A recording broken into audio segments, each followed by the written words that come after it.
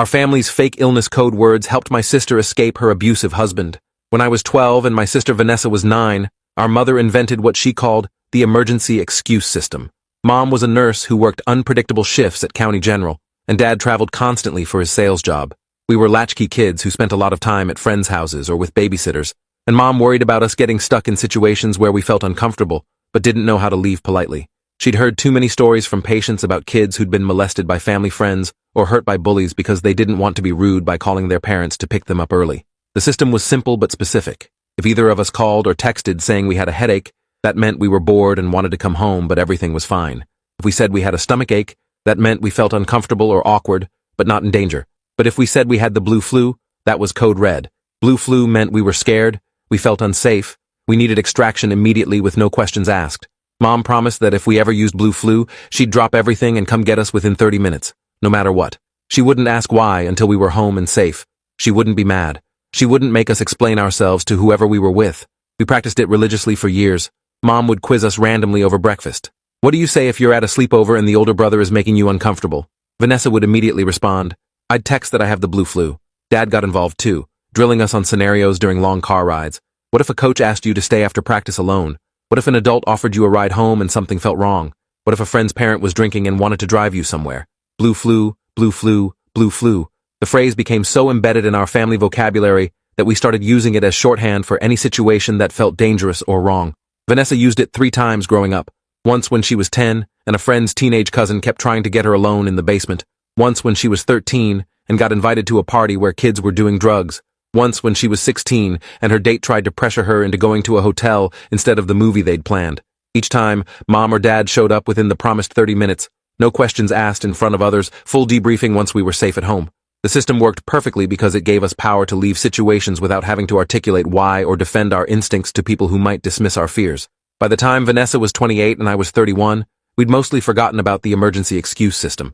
It had become one of those childhood things we'd joke about occasionally when reminiscing about Mom's overprotective parenting. Vanessa had been married to Grant Holloway for 3 years, and from the outside, everything looked perfect. He was a corporate attorney at a prestigious firm. They had a beautiful house in an expensive suburb. Vanessa had quit her job as a graphic designer to focus on starting a family. Grant was charming and successful, the kind of guy who remembered everyone's names at parties and always picked up the check at restaurants. I'd never particularly liked Grant, but I couldn't articulate why. He was perfectly polite to me, always asked about my work as a high school history teacher, sent thoughtful gifts on birthdays, but something about him felt performative, like he was always aware of his audience and adjusting his behavior accordingly. Vanessa seemed happy, though, posting photos on social media of their vacation to Italy and their remodeled kitchen. When I'd see them at family dinners, Grant would have his arm around her waist, finishing her sentences, laughing at her jokes. Mom and Dad loved him, thrilled that Vanessa had found someone stable and financially secure. The first text came on a Friday evening in September. I was grading papers at my kitchen table when my phone buzzed with a message from Vanessa. Hey, not feeling great. Think I might have the blue flu. Need to rest this weekend. I stared at the screen, my brain taking several seconds to process what I was reading. Blue flu. The phrase we hadn't used in over a decade. The emergency code that meant danger, fear, immediate help needed. I called her immediately, but the phone went straight to voicemail. I tried 3 more times with the same result. I texted back, Are you okay? Do you need me to come over? The response came fast. Can't talk now. Grant home. We'll explain later. Just needed you to know. My hands started shaking as I reread the messages. She'd used the code deliberately, making sure I understood this wasn't a casual reference to childhood memories. She was telling me she was in danger, but she couldn't communicate freely because Grant was monitoring her. I wanted to drive to their house immediately, but something stopped me. If Vanessa was in a situation where she couldn't speak freely, showing up unannounced might make things worse. I called Mom instead. She answered on the second ring, her voice cheerful until I told her about the text. The silence on her end stretched for several long seconds. Then she said in her nurse voice, the calm, professional tone she used in emergencies, When did you get this message? Is she responding to you now? I walked her through the entire exchange while she listened without interrupting. When I finished, Mom said, Grant's been isolating her. I've noticed it for months, but convinced myself I was imagining things. She stopped coming to family dinners as frequently. Always has an excuse. He answers her phone sometimes when I call. Mom and I made a plan. We'd give Vanessa space for the weekend since she'd indicated Grant was home and she couldn't talk freely. But Monday morning, Mom would call Vanessa's phone repeatedly until she answered. If Grant answered instead, Mom would insist on speaking to Vanessa directly, using the excuse of a family medical issue that required immediate discussion. We agreed not to tell Dad yet because he'd probably drive over there and confront Grant, which could escalate a dangerous situation. Mom promised to call me the moment she made contact with Vanessa. That weekend was torture. I kept checking my phone every 10 minutes, hoping for another message from Vanessa. Nothing came. I drove past their house on Saturday afternoon, telling myself I was just running errands in that direction. Grant's Mercedes was in the driveway, and I could see him through the front window, sitting on the couch watching television. No sign of Vanessa. I wanted to knock on the door, demand to see my sister, but I remembered Mom's warning. We needed to be strategic, not reactive. If Grant was abusive, barging in could put Vanessa in more danger. Monday morning, Mom called me at 7. I spoke to her. Grant answered first and tried to tell me she was sleeping, but I insisted it was urgent. When Vanessa got on the phone, she sounded terrified. She couldn't talk freely because he was listening, but she confirmed she's not okay. She said she's been having the blue flu on and off for weeks. She needs help getting out. Mom's voice was steady, but I could hear the rage underneath. We need to get her away from him today, before he realizes we know something is wrong. I called in sick to work and drove to Mom's house. We spent an hour planning logistics like we were coordinating a military operation. The challenge was that Grant controlled Vanessa's access to their shared bank accounts. Her phone was probably monitored, and she didn't have a car of her own anymore since Grant had convinced her she didn't need one when she stopped working. We needed to extract her when Grant wasn't home, but we didn't know his schedule. Mom suggested we use a medical emergency as cover, something that would give Vanessa a legitimate reason to leave the house that Grant couldn't argue with. Mom called Vanessa's phone at 9:30. Grant answered again, his voice smooth and friendly. "Hey, Carol. Vanessa's actually not feeling well today. I think she needs to rest." Mom didn't miss a beat. "I need to speak with her right now, Grant. It's about test results from her doctor's appointment last month. It's urgent and confidential medical information." There was a pause. Then Grant said in a slightly cooler tone, "I'm her husband. You can tell me." Mom's voice went sharp. "HIPAA regulations prevent me from discussing medical information with anyone except the patient. Put Vanessa on the phone now." When Vanessa came on the line, Mom launched into a prepared speech about abnormal test results that required immediate follow-up testing at County General. She said Vanessa needed to come to the hospital within the next 2 hours for urgent blood work and imaging. She made it sound serious, but not life-threatening, treatable, but requiring immediate attention. I could hear Grant in the background asking what was wrong, and Vanessa explaining in a shaky voice that she needed to go to the hospital for tests. Mom offered to pick her up, but Grant insisted he'd drive her. That wasn't part of our plan. We'd expected Vanessa to be able to leave alone, meeting Mom at the hospital where we'd have the advantage of a public setting with security. But Grant coming meant he'd maintain control of the situation. Mom handled it smoothly, saying she'd meet them at the emergency entrance and walk them through the process since she worked there and could expedite things. She gave them a specific time to arrive, 45 minutes from now, which would give us time to set things up on our end. Mom called hospital security and explained that a domestic violence victim was arriving shortly, that the husband was potentially dangerous and couldn't be allowed into the examination areas. She contacted a social worker she knew who specialized in abuse cases. She alerted the charge nurse on duty to be prepared for a complex situation. By the time Grant's Mercedes pulled up to the emergency entrance with Vanessa in the passenger seat, we had a team ready. Mom met them at the door with a wheelchair, telling Grant that hospital protocol required patients to be wheeled in for liability reasons. She started pushing Vanessa toward the entrance while explaining to Grant where he should park and which waiting room to go to. I watched from inside the emergency room doors, my heart pounding. Grant hesitated, clearly suspicious, but unable to articulate a reason to refuse without looking controlling in a public setting. He said he'd come with Vanessa, but Mom cut him off firmly. "The triage area is patients only. You'll need to wait in the family area.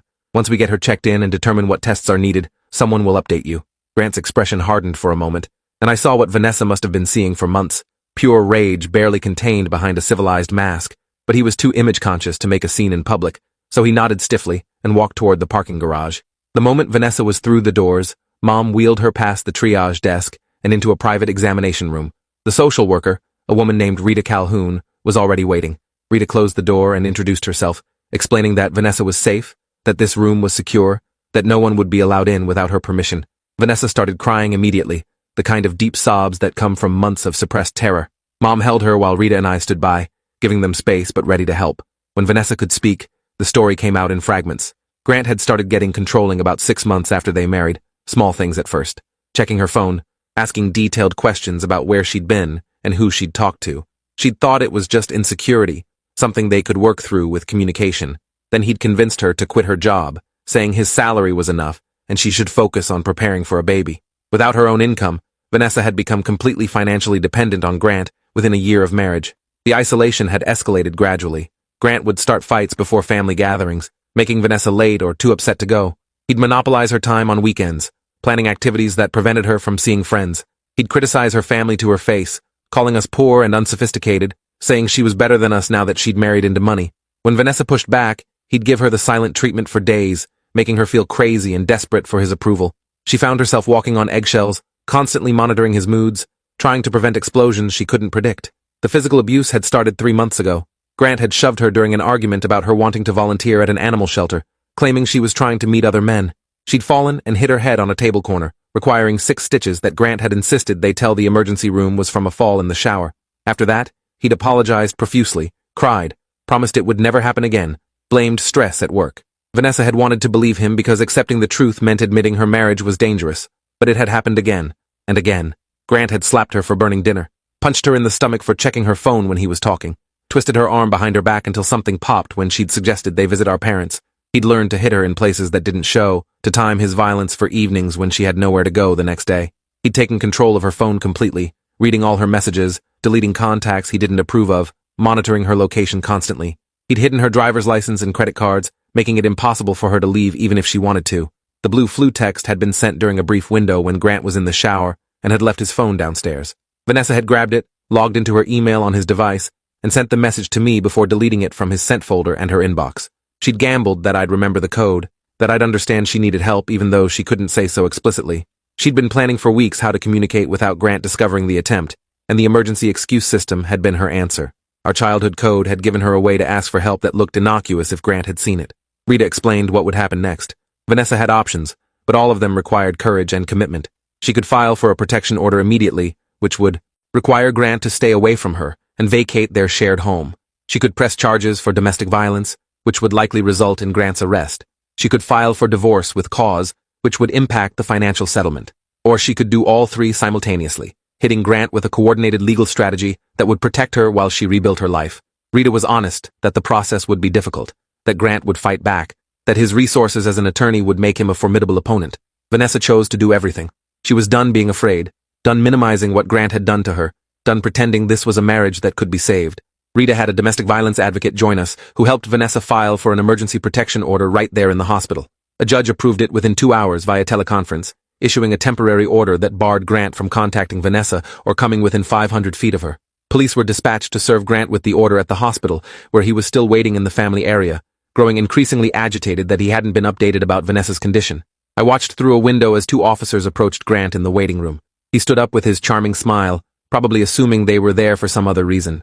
When they handed him the protection order paperwork, his expression shifted through confusion, rage, and finally calculation as he realized what was happening. He started arguing, his voice rising enough that I could hear it through the glass. He demanded to see Vanessa, insisted this was a misunderstanding, threatened to have the officers' badges for harassment. They remained calm and professional, explaining that he needed to leave the hospital immediately and that any attempt to contact Vanessa would result in his arrest. Grant's final words as the officers escorted him out were directed at Mom, who'd come to stand beside me at the window. He pointed at her and said loudly enough for everyone in the waiting room to hear, "This is your fault. You've poisoned her against me. I'll destroy all of you for this." Mom didn't flinch, just watched him leave with an expression of cold fury I'd never seen on her face before. She'd spent 3 decades as a trauma nurse, dealing with abusers and their victims. She knew exactly what Grant was, and she wasn't afraid of his threats. The protection order was just the first step. Over the next week, Vanessa moved into Mom and Dad's house with the help of a police escort to collect her essential belongings. Grant had already changed the locks on their house and canceled her credit cards, but the protection order gave her legal access to retrieve her personal property. Officers stood by while she packed clothes, documents, and a few sentimental items. Grant wasn't there, but he'd left evidence of his rage throughout the house. Broken picture frames, Vanessa's, clothes shredded and thrown in the trash, holes punched in walls. The officers documented everything with photos and added it to the case file. Vanessa filed formal charges for domestic violence assault, providing medical records from the night she'd needed stitches and from a follow-up visit where a doctor had documented suspicious bruising. She gave the police access to her medical history going back 3 years, and they found a pattern of injuries consistent with ongoing abuse. Grant was arrested at his law firm on a Thursday afternoon. Perp walked out in handcuffs in front of his colleagues and clients. The firm suspended him pending investigation, protecting their reputation over their employee. His bail was set at $50,000, which he posted within hours, but the protection order remained in effect. The divorce filing came next, with Vanessa seeking full dissolution with cause based on domestic violence. She requested half of their assets, temporary spousal support, and payment of her legal fees. Grant responded with his own filing, claiming Vanessa had abandoned the marriage and was making false accusations to gain financial advantage. He hired an aggressive divorce attorney who immediately began a campaign of legal harassment, filing motions to dismiss the protection order demanding proof of abuse, questioning Vanessa's mental stability. The legal battle stretched over 6 months, with court dates and depositions and discovery fights. Grant used every tool available to him as an attorney, drawing out proceedings, filing frivolous motions, trying to exhaust Vanessa's resources and resolve. He violated the protection order twice, once by showing up at Mom and Dad's house late at night, and once by sending Vanessa threatening emails from a friend's account. Both violations resulted in his arrest, but he posted bail each time and continued his campaign of intimidation. Vanessa's attorney, a woman named Leslie Torres, who specialized in high-conflict divorces, filed for sanctions against Grant for his pattern of harassment. She compiled a file of his violations, his threatening communications, his attempts to manipulate the legal system. The judge assigned to their case was a woman who'd seen too many abusers use the courts as weapons, and she wasn't sympathetic to Grant's tactics. She issued a strongly worded order telling him to stop filing baseless motions and warning that continued harassment would result in contempt charges. The criminal case moved forward separately. Grant's attorney negotiated a plea deal where he'd admit to misdemeanor assault in exchange for dropping the felony charges. The prosecutor wasn't happy about it, but explained to Vanessa that taking the case to trial would require her to testify in detail about years of abuse, while Grant's defense attorney tried to discredit her. The plea would give Grant a criminal record and mandatory anger management counseling, plus 2 years probation. It wasn't the justice Vanessa deserved, but it was more than many domestic violence victims got. Grant's life unraveled in other ways. His law firm fired him after the criminal conviction, citing moral turpitude clauses in his employment contract. His reputation in the legal community was destroyed as word spread about the domestic violence allegations. Friends who'd socialized with them as a couple quietly distanced themselves, not wanting to be associated with someone accused of abuse. Grant's parents, who'd initially defended their son, eventually saw the evidence and stopped supporting him financially. He was forced to sell their house to pay legal bills and his half of the divorce settlement. The final divorce hearing happened on a cold morning in March, 9 months after Vanessa had sent that blue flu text. Grant sat across the courtroom looking diminished, his expensive suit hanging looser on a frame that had lost weight from stress. Vanessa sat straight and calm, flanked by Leslie and surrounded by our family. The judge reviewed the settlement agreement that had been negotiated through their attorneys, split the assets evenly, awarded Vanessa temporary spousal support for 3 years, and granted the divorce. She also made the protection order permanent, meaning Grant could never contact Vanessa again without risking immediate arrest. As we left the courthouse, Grant tried one final manipulation. He called out to Vanessa, his voice breaking, saying he was sorry and he still loved her, and couldn't she give him another chance? Vanessa stopped and turned to face him, and I saw the woman she'd become over the past months. Stronger, clearer, no longer afraid. She said in a voice loud enough for everyone on the courthouse steps to hear, "You never loved me. You loved controlling me, and I'm never giving you that power again." Then she walked away, without looking back, surrounded by people who actually loved her. Vanessa rebuilt her life, piece by piece. She moved into a small apartment, got a job at a marketing agency, started therapy twice a week to process the trauma. She reconnected with friends Grant had isolated her from, joined a support group for domestic violence survivors, and began volunteering with an organization that helped other women escape abusive relationships. She cut her hair short, got a tattoo on her wrist that said "Blue Flu" in tiny letters as a reminder that she'd saved herself, that she'd found a way to ask for help when she couldn't speak freely. The emergency excuse system took on new meaning for our family. Mom started teaching it to her patients at the hospital, giving women and children a tool they could use to signal for help. She created wallet cards with the codes written as innocent-looking shopping lists or appointment reminders, something people could keep without arousing suspicion from their abusers. She partnered with a local domestic violence shelter to train advocates on how families could develop their own code systems, emphasizing that these tools needed to be established before crisis situations arose. I incorporated the concept into my teaching, running workshops for students about consent and healthy relationships, and recognizing warning signs of abuse. I taught them that everyone should have a way to signal for help when they can't speak freely, whether that's a code word with family or a gesture with friends. I told them Vanessa's story, with her permission, about how a silly childhood system had saved her life when nothing else could. The students listened with an intensity I rarely saw in teenagers, understanding instinctively that this information might one day be critical. Vanessa started dating again 2 years after the divorce, moving slowly and carefully with strong boundaries. She had a list of red flags she watched for, deal breakers she wouldn't compromise on. The first time she brought someone to family dinner, we all held our breath, watching to see if she'd chosen well. The guy was nervous, but genuine, respectful without being obsequious, interested in Vanessa's opinions without trying to dominate conversation. When he excused himself to use the bathroom, Vanessa caught my eye across the table and gave a small smile. No blue flu. Everything was fine. Mom kept the blue flu code active for all of us, even though Vanessa was the only one who'd needed it in crisis. She said you never knew when someone might feel uncomfortable or unsafe, when a simple phrase could provide an escape route from a dangerous situation. She updated the system periodically, adding new codes for new scenarios, making sure everyone in the extended family knew the current version. It became something we taught children as they got old enough to understand, passed down through generations like any other family tradition. Grant moved to another state after the divorce finalized, unable to handle living in a community where everyone knew what he'd done. Vanessa heard through mutual acquaintances that he'd remarried within a year, moving fast to find another woman he could control. She felt a pang of sympathy for whoever had fallen for his charm without knowing his history. She considered reaching out to warn the new wife, but decided against it after talking to her therapist. Some people had to learn hard lessons on their own, and Vanessa couldn't save everyone. She'd done the hardest thing by saving herself.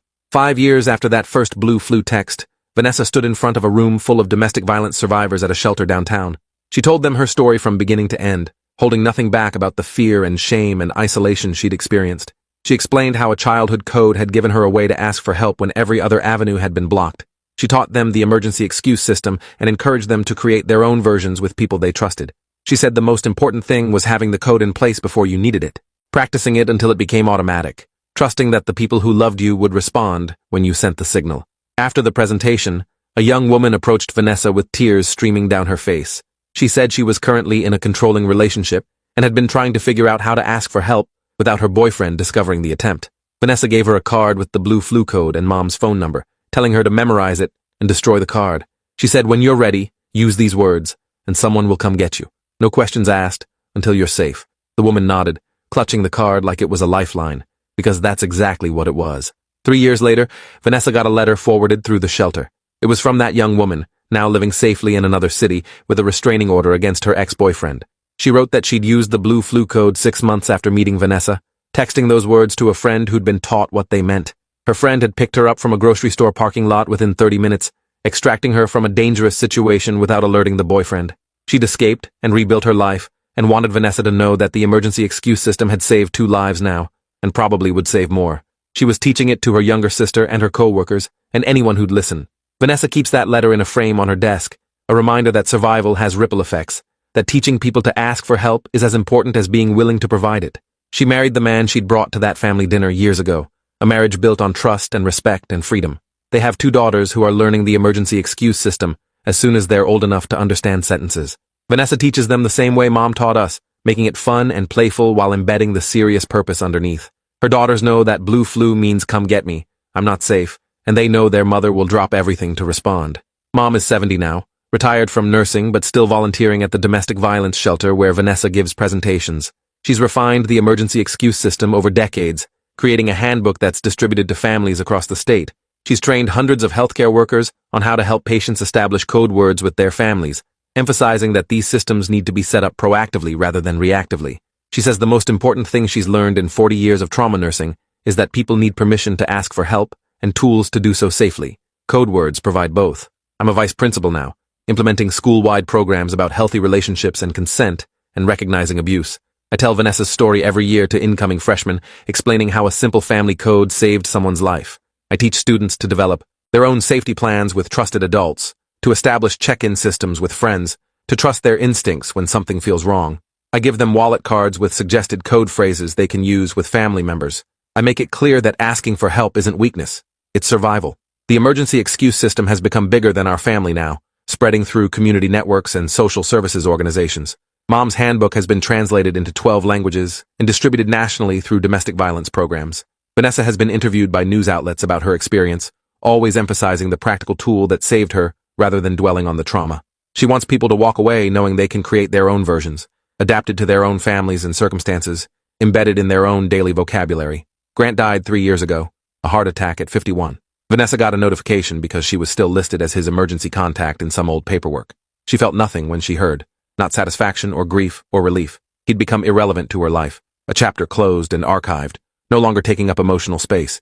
She didn't attend his funeral. She'd already mourned the man she'd thought she'd married, the person who'd never actually existed beneath Grant's carefully constructed facade.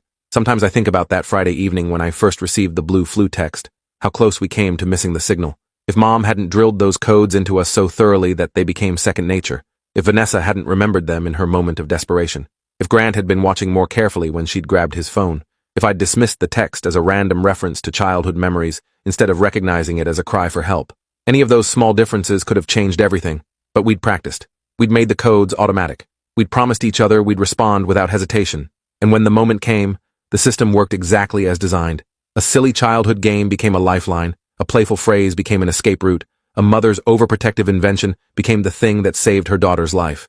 That's why we still teach it, still drill it, still make sure every person in our extended family knows that blue flu means drop everything and come get me.